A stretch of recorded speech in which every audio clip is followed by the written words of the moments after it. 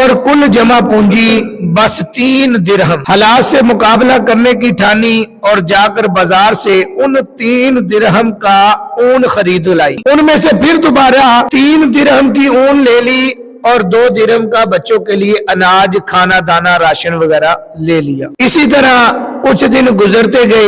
ایک دن بازار سے اون لے کر گھر آئی اور بچوں کو کھانا کھلانا شروع کر دیا۔ عورت کے لیے اپنی کل کائنات کا یوں لٹ جانا سہانے رو تھا۔ کھانے کے دیانے لگ گئی۔ ایک پرندہ آیا اڑتا ہوا اور اس کی اون اٹھا کر لے گیا۔ مستقبل کی ہولناکیوں سے خوف زدہ اور غم و غصے سے پاگل سی ہو کر وہ سیدھا جناب داؤد طائی آپ کے پاس گئی۔ اپنی بڑی کہانی جو ہے وہ سنا کر اس نے ان کو بتایا کہ میں پریشانی کے عالم میں ہوں اور میں آپ سے ایک جواب چاہتی ہوں۔ انہوں نے پوچھا کہ بتاؤ کیا جواب چاہتی ہو؟ تو اس نے سوال کیا ہمارا رب رحم دل ہے یا ظالم ہے؟ ابھی آپ کی گفتگو ہوئی تھی تو جناب داؤد طائی جو ہے وہ اس عورت کی بات سن کر ابھی پریشانی کے عالم میں تھے کہ دروازے پر دستک ہوئی۔ آپ اٹھے، دروازے پر گئے، دیکھا باہر 10 افراد تھے وہ جو آپ سے ملنے کے لیے آئے۔ آپ نے پوچھا کہ جی بتائیں کیا مقصد ہے؟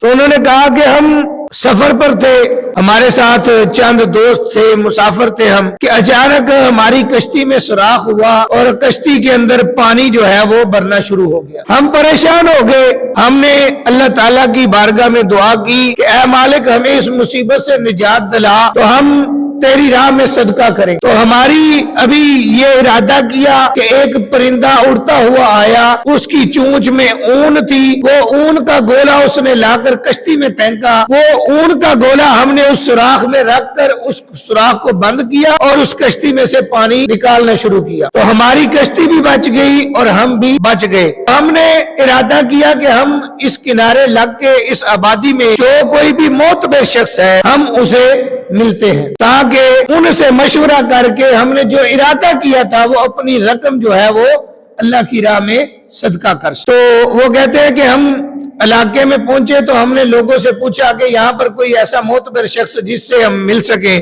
تو انہوں نے آپ کا بتایا، اس لیے ہم آپ کے دروازے پر آ گئے ہیں۔ یہ ہمارے پاس 1000 درہم رقم ہے جو ہم اللہ کی راہ میں صدقہ کرنا چاہتے ہیں۔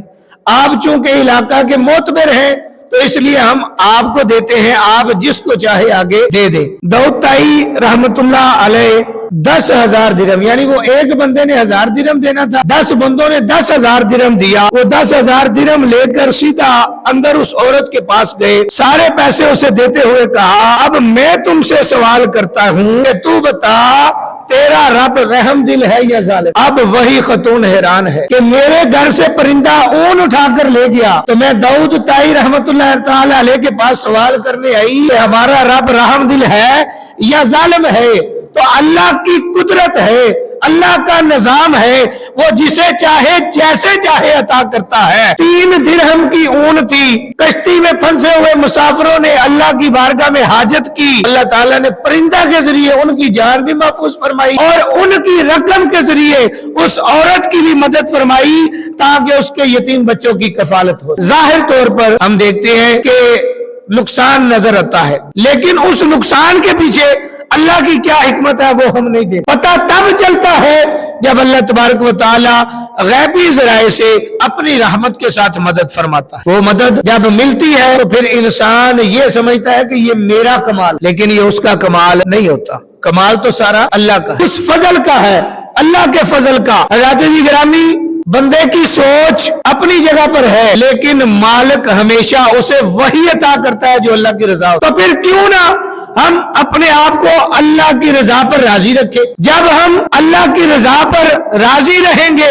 پھر میرا مالک وہ بھی عطا فرمائے گا جو ہمارے خواب و خیال میں بھی نہیں ہو۔ اسی لیے تو اللہ تبارک و تعالیٰ فرماتا ہے وَرَحْمَتِي وَاسِعَتْ كُلَّ شَيْءٍ، کہ اللہ کی رحمت ہر چیز سے زیادہ وسعت والی ہے۔ اور اللہ تبارک و تعالیٰ ان اللہ علی کل شیء قدیر ہے، بے شک اللہ تعالیٰ ہر چاہت پر قادر ہے، وہ جب چاہے جیسا چاہے کر سکتا ہے۔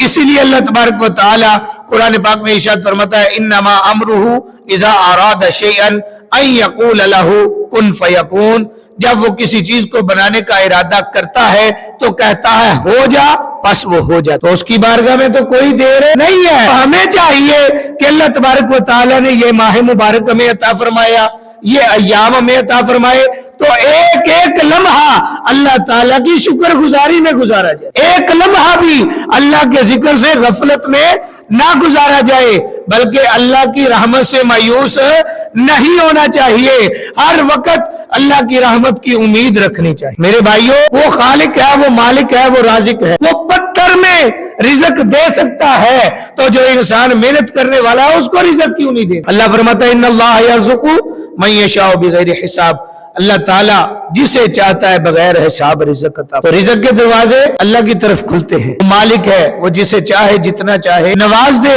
لیکن ہمیں غور کی ضرورت ہے، ہم اپنے آپ کو اللہ کی بارگاہ میں لائیں، ہم جھکیں، عاجزی اپنائیں، جب جھکیں گے پھر اللہ تبارک و تعالی عزتوں سے نواز دے، وہ مالک ہے، وہ جھکنے والے کو سرفراز فرماتا ہے۔ کمی ہمارے اندر ہے، ہم اللہ کی بارگاہ میں سجدہ نہیں کرتے، ہمیں سجدہ کرنا چاہیے، نماز کی پابندی کرنی چاہیے، توبہ و استغفار کرنا چاہیے، اللہ کے ذکر میں زیادہ سے زیادہ وقت گزارنا چاہیے۔ جب اللہ کا ذکر کیا جاتا ہے تو دل پاک ہوتا ہے، جب دل پاک ہوتا ہے تو چہرے پر نورانیت آتی ہے، جب چہرے پر نورانیت آتی ہے تو اللہ تبارک و تعالیٰ سارے بیڑے پار فرما دیتا ہے۔ میرے بھائیوں، رمضان کا مہینہ اللہ کی رحمت ہے۔ آقا علیہ الصلوۃ والسلام نے ممبر شریف پر قدم رکھا تو آمین کہا، دوسری سیڑھی پر قدم رکھا تو آمین کہا، تیسری پر رکھا تو آمین کہا۔ صحابہ کرام حیران ہوئے، یا رسول اللہ صلی اللہ علیہ وسلم اس سے پہلے یہ منظر نہیں دیکھا۔ تو آقا علیہ الصلوۃ والسلام نے فرمایا میرے پاس سیدنا جبریل امین علیہ السلام آئے تھے، انہوں نے بد دعا کی تو میں نے آمین کہا۔ تو آقا علیہ الصلوۃ والسلام نے فرمایا صحابہ کرام پتہ ہے تمہیں کہ سیدنا جبریل امین علیہ السلام نے کیا کہا؟ تو صحابہ نے عرض کی یا رسول اللہ صلی اللہ علیہ وسلم آپ بہتر جانتے۔ تو آقا علیہ الصلوۃ والسلام نے فرمایا سیدنا جبریل امین علیہ السلام نے کہا کہ یا رسول اللہ صلی اللہ علیہ وسلم ہلاک ہو وہ شخص جس نے آپ کا نام نامی اسم گرامی سنا اور آپ کی ذات پر درود نہ بھیجا۔ تو میں نے کہا آمین۔ پھر انہوں نے کہا ہلاک ہو وہ شخص جس نے اپنی زندگی میں رمضان المبارک کا مہینہ پایا اور اللہ سے بخشش نہ کروا سکا۔ تو میں نے کہا آمین۔ پھر انہوں نے کہا کہ ہلاک ہو وہ شخص جس نے اپنی زندگی میں والدین میں سے دونوں یا ایک کو پایا اور ان کی خدمت کر کے اللہ کی بارگاہ سے جنت نہ خرید سکا۔ تو میں نے کہا آمین۔ میرے بھائیوں، یہ تین فرمودات ہیں کہ سب سے پہلے جب آقا علیہ الصلوۃ والسلام کا نام آئے اور نبی پاک صلی اللہ علیہ وسلم کی ذات پر درود پڑھا کر، درود کی بڑی فضیلت ہے۔ آقا علیہ الصلوۃ والسلام نے فرمایا جس نے مجھ پر ایک مرتبہ